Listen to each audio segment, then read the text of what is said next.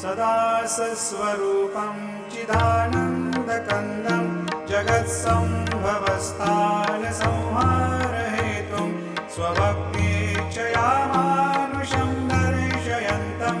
नमामीश्वरं सद्गुरुं साईनाथं भवद्वान्तविद्वांसमार्तण्डमीड्यं मनोवागतीतं मुनिर्ध्यानगम्यं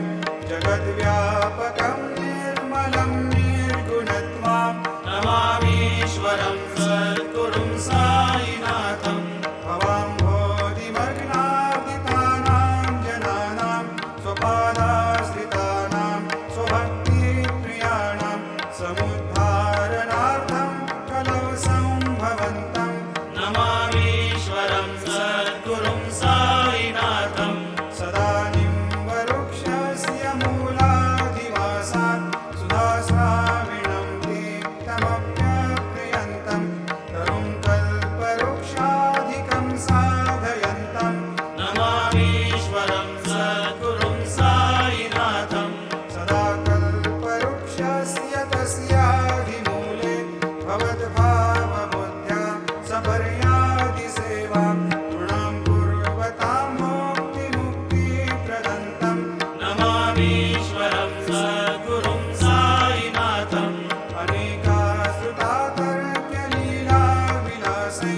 समाविष्कृतेशान् भास्वत्प्रभावम् अहं भावहीनं प्रसन्नात्मभावं नमामीश्वरं सद्गुरुं साईनाथं सतां विश्रमाराममेवाभिरामं सदा सज्जनैः संस्तुतं सन्नमद्भिः जनामोदं भक्तभद्रप्रदन्तं नमामीश्वरं सद्गुरुं साईनाथम् अजन्माद्यमेकं परब्रह्म साक्षात् स्वयं सम्भवं राममेवावतीर्णं भवद्दर्शनात्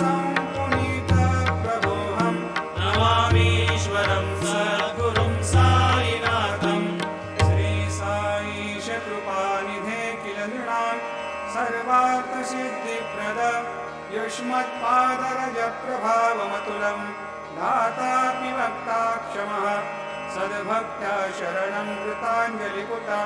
सम्प्रापितोऽस्मि प्रभो श्रीमत्साई परेशपादकमलान् ज्ञान्यच्छरण्यं मम साईरूपधर राघोत्तमं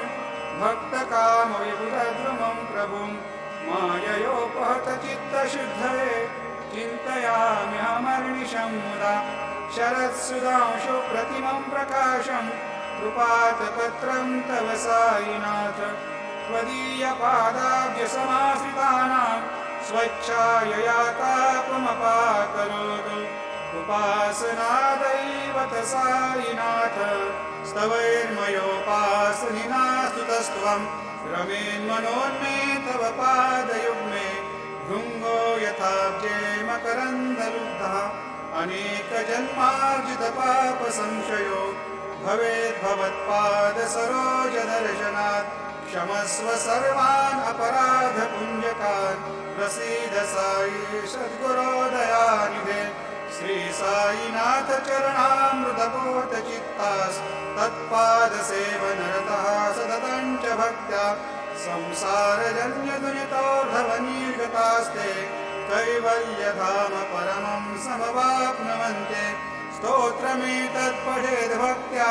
यो नरस्तन्मना सदा सद्गुरु साईनाथस्य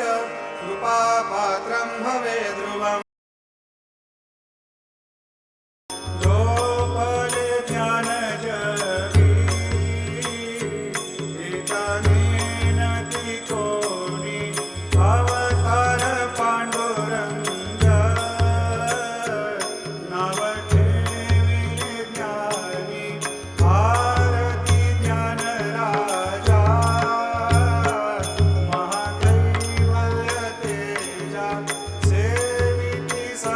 Santo